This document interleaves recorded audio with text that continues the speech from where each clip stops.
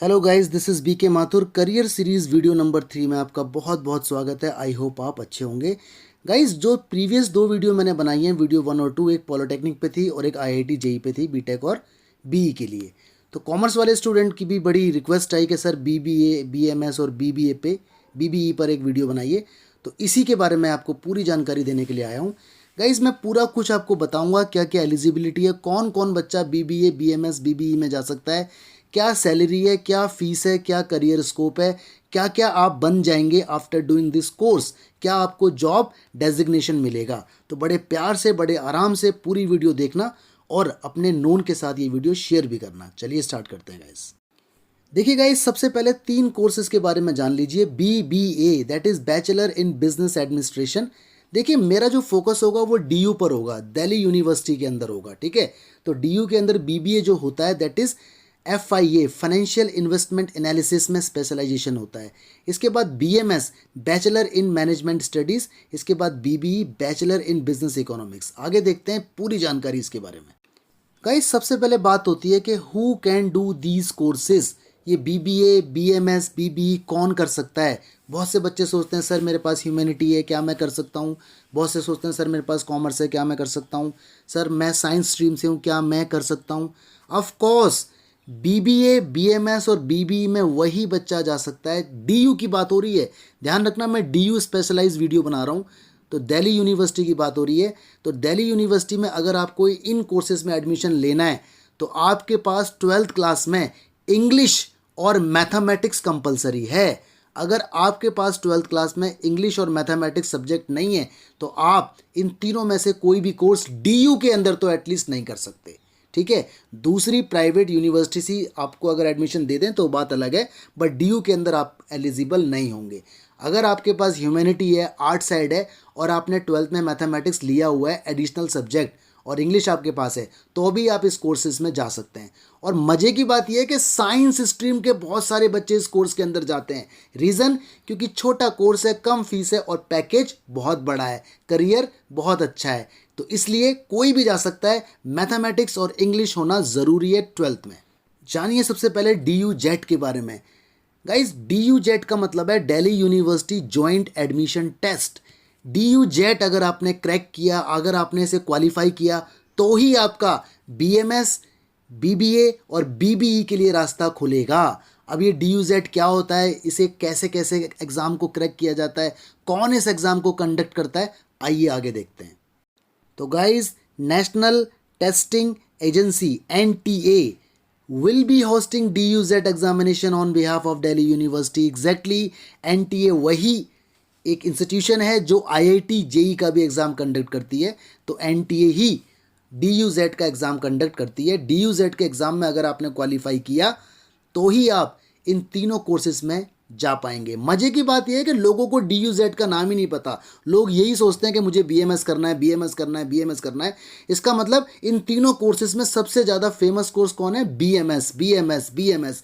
तो हर बच्चा इसे BMS के एग्ज़ाम के नाम से भी जानते हैं। आप लोगों ने नोटिस किया होगा, जब आप 12th पास आउट होने वाले होते हैं या एग्ज़ाम हो रहे होते हैं तो आपके स्कूल के अंदर बहुत सारे इंस्टीट्यूशन वाले आ जाते हैं जो आपका नंबर ले लेके जाते हैं, या बहुत सारे ट्यूशन टीचर भी होते हैं जो आपसे बोलते हैं आइए काउंसलिंग करेंगे, आइए काउंसलिंग करेंगे। तो वो आपको ये बोलते हैं BMS के बारे में बताएंगे, BMS के बारे में बताएंगे। तो NTA will be hosting the examination. Okay, तो गाइस, NTA का एग्जाम अगर आपने क्लियर किया, DU जेट का एग्जाम अगर आपने क्लियर किया तो 3 रास्ते आपके लिए ओपन होते हैं। सबसे नंबर 1 कोर्स टॉप पे जो चल रहा है that is BMS, bachelor of management studies. उसके बाद BBA आता है जो स्पेशलाइज्ड होता है फाइनेंशियल इन्वेस्टमेंट एनालिसिस में। उसके बाद आता है BA। ठीक है, BA ऑनर्स इसे बोलते हैं, बिजनेस इकोनॉमिक्स में ऑनर्स होता है ये। तो ये 3 कोर्सेस आपको DU जेट के थ्रू मिलेंगे, depending upon your rank, upon your GD, that is group discussion, PI। ठीक है, क्वालिफाइंग मार्क्स, 12th के बोर्ड के मार्क्स, सारी चीज़ों को देखा जाएगा ओवरऑल। तो मैं अब आपको बताऊंगा एलिजिबिलिटी। तो गाइज, एलिजिबिलिटी में बहुत सारे पॉइंट्स आएंगे, सारे पॉइंट्स को बड़े आराम से सुनना। ठीक है, बड़े आराम से देखना।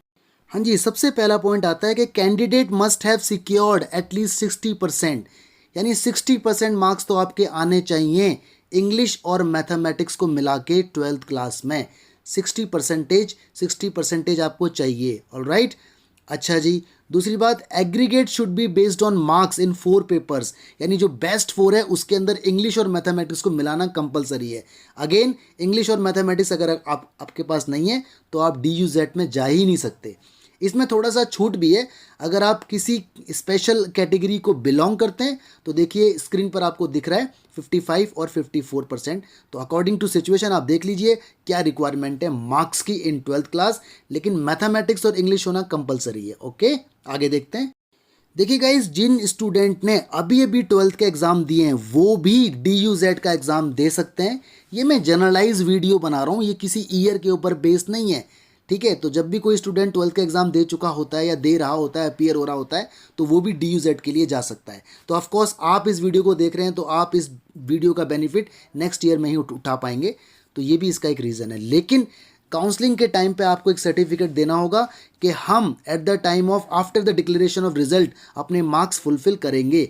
इन केस अगर आपके मार्क्स 60% से नीचे हो जाते हैं तो ऑटोमेटिक आपका एडमिशन कैंसिल हो जाएगा और सारी फीस आपकी फॉरफिट हो जाएगी, वापस नहीं मिलेगी। हाँ जी गाइस, देखिए एप्लीकेंट जिस स्टूडेंट की अगर 12th क्लास में कंपार्टमेंट आ गई तो वो तो एलिजिबल होगा ही नहीं। बेशक वो कंपार्टमेंट के पेपर को अच्छे नंबर से पास कर ले, लेकिन उसका ऑटोमेटिक जो एडमिशन है वो कैंसिल हो जाएगा। एज बार का कोई पंगा नहीं है इसमें, किसी भी एज का बच्चा दे सकता है, ठीक है।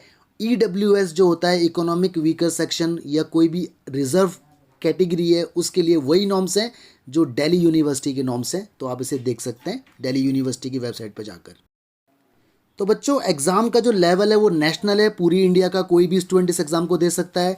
ये एग्ज़ाम पूरे साल में सिर्फ एक बार होता है। एग्ज़ाम हमेशा ऑनलाइन होता है। एग्ज़ाम की ड्यूरेशन 2 आवर्स होती है। लैंग्वेज इसकी इंग्लिश मीडियम ही होती है।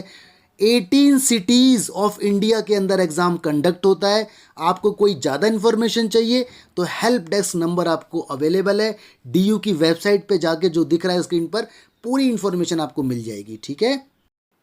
तो बच्चों एग्ज़ाम का जो पर्पज़ है वो ये है कि DU के 16 कॉलेजेस BMS BBE और BBA ऑफ़र करते हैं, तो वो 16 कॉलेजेस DUZ का स्कोर मांगते हैं। DUZ के स्कोर के बेसिस पर आपको एडमिशन देते हैं, ठीक है। एग्ज़ाम की जो फीस है ऑनलाइन वो 750 है जनरल और OBC के लिए, और 300 है SC ST और PWD के लिए। ये रजिस्ट्रेशन है, ये मैं अभी का चार्ज बता रहा हूँ, हो सकता है जब आप नेक्स्ट ईयर जाएंगे तो ये बढ़ जाए, ठीक है। एग्ज़ाम का पैटर्न 100 क्वेश्चंस MCQ में आएंगे, ठीक है। MCQ मल्टीपल चॉइस क्वेश्चंस होंगे। एग्ज़ाम का syllabus quantitative ability, reasoning and analytical ability, journal English, business and journal awareness, ठीक है। GK जो आपका जर्नल अवेयरनेस है पिछले 6 मंथ का जो GK है वो इसके अंदर आएगा। मैथमेटिक्स बिल्कुल टफ नहीं आती, छोटी मोटी mathematics plus minus multiply work and जो अप्लाइड मैथमेटिक्स है, ठीक है, बहुत ईजी आएगी। टेंशन लेने की ज़रूरत नहीं है, कॉन्सेप्ट क्लियर होने चाहिए। तो ये सारी जानकारी आपको पता होना चाहिए। हाँ जी, अब आता है इसका स्केड्यूल क्या है। देखिए DUZ एप्लीकेशन हमेशा अप्रैल 1st वीक में स्टार्ट होती हैं। सारी की सारी एप्लीकेशन ऑनलाइन अवेलेबल होती हैं, ऑफलाइन का कोई चक्कर नहीं है। लास्ट डेट इसकी अप्रैल एंड तक होती है और DUZ एडमिट कार्ड रिलीज़ होता है मई मिड में और NTA इसको रिलीज़ करता है। DUZ का एग्ज़ाम जून के 1st वीक के अंदर हर डेट को होता है, ठीक है। जो भी स्लॉट्स आपको दिए हुए हैं मल्टीपल टाइम्स होते हैं और ये 18 सिटीज़ के अंदर कंडक्ट होता है। तो ये सारी जानकारी आपको होनी चाहिए। जनरलाइज इंफॉर्मेशन है, इसमें डेट ऊपर नीचे हो सकती है depending upon the year, alright. और गाइज NTA इसका रिजल्ट डिक्लेयर करता है 25 जून के अराउंड, 1-2 दिन आगे पीछे हो सकता है। ध्यान देने वाली बात है, score of candidate will be subjected to a normalisation process called equi percentile equating before declaration of DUZ result. Actually आपकी रैंक बनती है बहुत सारे फैक्ट्स को देखकर, आगे आने वाले हैं, ठीक है, बताता हूँ आपको पूरा। देखिए गाइज, आपके सामने लिस्ट है कुछ टॉप कॉलेजेस की जो DUZ के स्कोर के बेसिस पर आपको एडमिशन देते हैं। नंबर 1 आपको मालूम है शहीद Sukhdev college of business studies, इसी का पैकेज सबसे ज़्यादा हाई जाता है और मैं इसी को फोकस करते हुए आपको सैलरी, फीस और अदर इन्फॉर्मेशन दूंगा, ठीक है। तो आप देख सकते हैं आपकी स्क्रीन पर बहुत सारे कॉलेजेस आ रहे हैं। आइए अब जानते हैं आगे। देखिए जैसे ही आपका रिजल्ट अनाउंस होता है DUZ का, तो आपको बुलाया जाता है ग्रुप डिस्कशन के लिए GD या पर्सनल इंटरव्यू के लिए PI, ठीक है। तो इसका भी कुछ क्वालिफाइंग मार्क्स में ऐड होता है। Selection of candidate is done based on the rank calculated taking into consideration of the weighted average percentage score of entrance test and percentage score of qualifying examination that is senior secondary. यानी आपने जो DU-Z का exam दिया है उसके marks लिए जाएंगे और जो CBSE में आपके मार्क्स आए हैं 12th क्लास में वो मार्क्स देखे जाएंगे, तब जाके आपकी रैंक डिसाइड होगी, आपकी रैंक बनेगी। ठीक है, GD और PI के मार्क्स अलग ऐड होंगे, ये आपको एक्स्ट्रा एज देगा कोर्स में एडमिशन दिलाने का।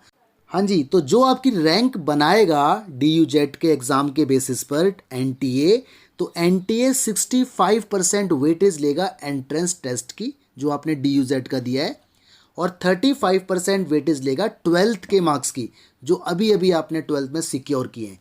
इन दोनों को मिलाकर आपकी रैंक का डिसीजन लिया जाएगा। और गाइस, एग्जाम का pattern, every question will be of 4 marks and there is deduction of 1 mark if you do anything wrong in the exam, 1 negative mark. Okay, अगर आपने कोई क्वेश्चन अटेम्प्ट नहीं किया तो कोई डिडक्शन नहीं होगा, लेकिन 1 मार्क की नेगेटिव मार्किंग इसके अंदर है। तो ये ध्यान से देखें, जो आता है उसे करें, जो नहीं आता है उसे ड्रॉप कर दें। देखिए गाइस, क्वांटिटेटिव एबिलिटी के 25 क्वेश्चंस होंगे तो 100 मार्क्स हो गए। रीजनिंग एंड एनालिटिकल एबिलिटी के 25 क्वेश्चंस होंगे, 100 हो गए। जर्नल इंग्लिश के 25 होंगे, 100 हो गए। बिजनेस एंड जर्नल अवेयरनेस के 25 होंगे, 100 हो गए। तो टोटल क्वेश्चन आपके 100 होंगे और टोटल मार्क्स आपके 400 होंगे। ऑलराइट, बड़ी काम की इन्फॉर्मेशन। हाँ जी, अब आती है बात फीस की।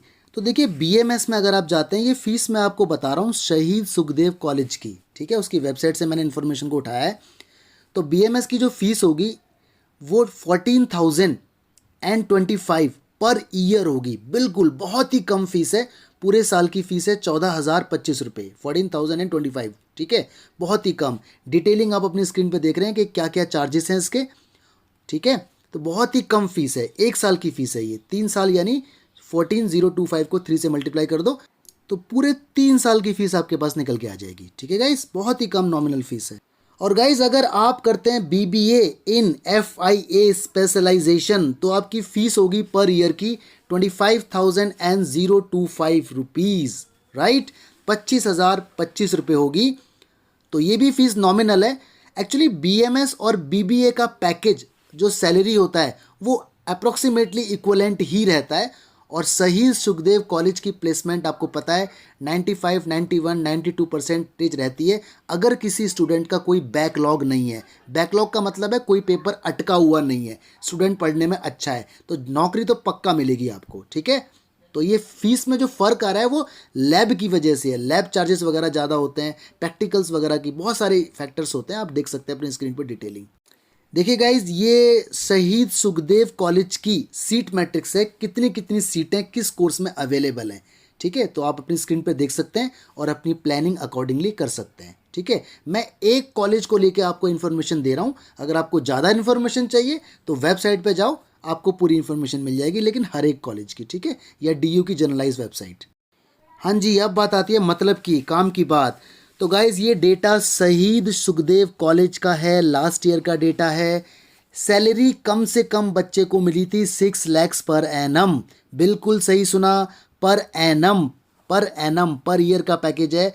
और मैक्सिमम सैलरी जो गई थी वो गई थी 18 lakhs पर एनम। तो देख लीजिए, अब ये 6 से 18 का जो गैप है वो डिपेंड करता है आप कितने कैपेबल हैं, आप कितने दूसरों से अलग हैं, आपके अंदर क्या अलग है, आपका स्टाइल क्या है बात करने का, आपको सब्जेक्ट की नॉलेज क्या है। ठीक है, तो ये आपके ऊपर है। तो 6 से 18 लाख तक आप कमा सकते हैं आफ्टर डूइंग दीज कोर्सेज। ये डेटा शहीद सुखदेव कॉलेज का है। 91.79% बच्चों को जॉब मिली। अब जिसको नहीं मिली उसके पीछे बहुत सारे फैक्टर्स हैं, क्या पता उनके एग्जाम में बैकलॉग रही हो, क्या पता उनका इंटरव्यू अच्छा ना रहा हो, या बहुत सारे फैक्टर्स हैं। ठीक है, देखिए गाइज, आपकी स्क्रीन पर कुछ कंपनीज के नेम हैं, बहुत ही अच्छी अच्छी कंपनियां हैं। ये कंपनियां वो हैं जिन्होंने शहीद सुखदेव कॉलेजेस से बच्चों को उठाया, उन्हें इतना पैकेजेस दिया। ठीक है, डिफरेंट डिफरेंट कंपनीज आप देख सकते हैं, सारी कंपनी नामी ग्रामी कंपनी है, टॉप लेवल कंपनीज हैं।